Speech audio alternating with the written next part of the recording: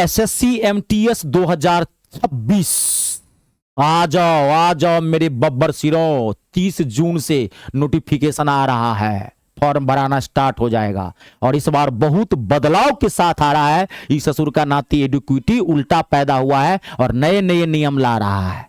तो SSC MTS और SSC हवलदार, MTS हवलदार ये क्या है और क्या बदलाव हुआ इस बार, पूरी जानकारी मैं इस वीडियो के अंदर बताऊंगा। बहुत सारे स्टूडेंट समझते हैं कि एसएससी एमटीएस और हवलदार एक ही है, तो मैं आपको बता दूं इसमें बहुत अंतर है। क्या अंतर है? बहुत सारी चीजों का अंतर है, आपको जानना बहुत जरूरी है, क्योंकि अगर आप गलत फॉर्म भर देंगे तो आपको नौकरी नहीं लगेगी। क्योंकि फॉर्म भरते समय ये दोनों बताना पड़ेगा कि एमटीएस का आपको सीट लेनी है कि हवलदार का, वो सारा डिटेल दूंगा क्या है और आप उसके लिए किसके लिए योग्य है, किसके लिए एलिजिबल है, उस हिसाब से भरिएगा। चलिए, तो इसकी वैकेंसी 2026 की बहुत जल्द आने वाली है। नोटिफिकेशन दिया है कि 30 जून से आएगा। तो देखिए, इसमें ये दोनों, पहले आप समझ लीजिए, ये दोनों अलग अलग पद है और ये दोनों पद जो है उसका काम क्या है, क्या इसकी क्राइटेरिया है, कैसे आप फॉर्म भरेंगे, क्या है। तो देखिए, एसएससी एमटीएस एक अलग एसएससी एमटीएस जो है वो एक अलग पोस्ट है और हवलदार एसएससी एमटीएस मल्टीटास्किंग ये अलग पोस्ट है। इसका काम होता है ऑफिस वर्क काम होता है, फाइल वगैरह मेंटेन करना, डाटा वगैरह स्टोर करके रखना, कोई बात हुई कोई चीज हुई तो इसका ऑफिस वर्क होता है, फाइल मैनेजमेंट का काम होता है, कंप्यूटर वर्क का। ठीक है, आप कोई मंत्रालय के अंदर लगते हैं, जॉब आपकी क्लर्कियल होती है और कोई जो मंत्रालय होता है, रक्षा मंत्रालय हो गया, विदेश मंत्रालय हो गया, कोई भी मंत्रालय के अंदर आपका कॉर्क होता है।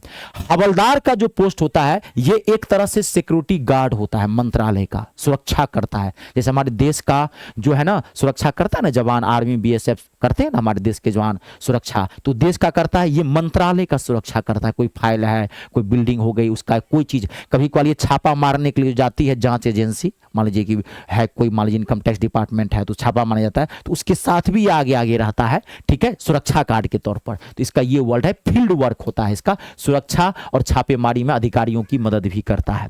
अब बात आती है वर्दी की। इसका कोई वर्दी नहीं होता, आप अपने मनपसंद का ड्रेस पहन के जा सकते हैं। इसमें एक वर्दी मिलती है आपको, जैसे सीआरपीएफ बीएसएफ का वर्दी मिलता है ना आर्मी का, वैसे ही मिलेगी।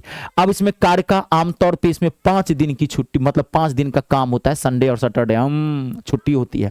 इसमें कोई छुट्टी नहीं होती है थोड़ा, क्योंकि डिफेंस का जॉब है। छुट्टी मान लीजिए आपको 3 महीना का तो मिलेगा ही मिलेगा। इसमें शिफ्ट ड्यूटी होती है, 4-4 घंटे की ड्यूटी बढ़ती है, क्योंकि फौजी का एक तरह से हो गया ड्यूटी ना। अब देखिए, इसमें कोई शारीरिक टेस्ट नहीं होता है, इसमें कोई फिजिकल आपको टेस्ट नहीं देना है। इसका एक एग्जाम होगा, हवलदार और एमटीएस का दोनों का एक ही एग्जाम होता है, रिटेन एग्जाम होता है, जिसमें मैथ, रीजनिंग, जीके, जीएस आते हैं, वो बताऊंगा, डोंट वरी। ठीक है, उसका पैटर्न क्या एग्जाम का, वो बात की बात है, सब बताऊंगा। ठीक है, तो वो बात की बात है, लेकिन इसमें फिजिकल नहीं होता है। आप मान लीजिए कोई स्टूडेंट है जो हैंडीकैप है, आपकी हाइट भी बहुत कम है, कोई दिक्कत नहीं है, आपको आई प्रॉब्लम है, आप फॉर्म ये भर सकते हैं एमटीएस वाला। इसमें कोई फिजिकल की बातें नहीं है, ये एक एग्जाम होता है, एग्जाम पास करिए डायरेक्ट नौकरी लगेगी एमटीएस के अंदर। लेकिन जो एमटीएस हवलदार होता है उसमें तो आपको एग्जाम तो पास करना ही करना है, जो रिटेन होगा, जिसमें मैथ, रीजनिंग, जीके, जीएस आता है, वो तो आपको करना ही करना है, प्लस इसमें आपको एक फिजिकल भी देना पड़ेगा। जैसे सीआरपीएफ में जीडी में भर्ती निकलती है तो फिजिकल होता है ना, तो इसका एक फिजिकल भी देना पड़ेगा, क्योंकि एक तरह से फौजी का जो है वो हो गया। ठीक है, अब देखिए, अब बात कर लेते हैं, अब हम बात कर लेते हैं 1 मिनट। हाँ, इसमें ये चीज हो गया, कोई दिक्कत नहीं, क्या अंतर है। अब इसकी बात अब मैं अलग से वीडियो बनाऊंगा, अभी तो मैं सिर्फ अंतर बताया था कि इसका एग्जाम पैटर्न क्या है, क्या बदलाव हुआ है, वो सारी चीजें मैं बताऊंगा। बदलाव इस बार क्या हुआ है मैं 1 मिनट में बताता हूं आपको। फिर भी इस बार पोस्ट रेफरेंस देना पड़ेगा। जब आप फॉर्म भरेंगे ना एमटीएस का, तो वहां पे 2 गो कॉलम आएगा, फिक्स मोड और फ्लॉट मोड। तो आप अपने अनुसार से पोस्ट रेफरेंस देंगे, सीजीएल के, जैसे सीजीएल पहले होता था ना, हमको ये पोस्ट चाहिए, आपको रक्षा मंत्रालय में जाना है तो वहां पे टिक करना पड़ेगा, पूरा भर के आएगा। आपको विदेश मंत्रालय में जाना है तो फिक्स एंड फ्लोट है, इसकी मैं एक अलग से वीडियो बना दूंगा। ठीक है, अब देखिए, फॉर्म तो भर ही देंगे। मैं मैथ और इंग्लिश दोनों पढ़ाता हूं, पढ़ाता नहीं हूं, धज्जी उड़ा के रख देता हूं।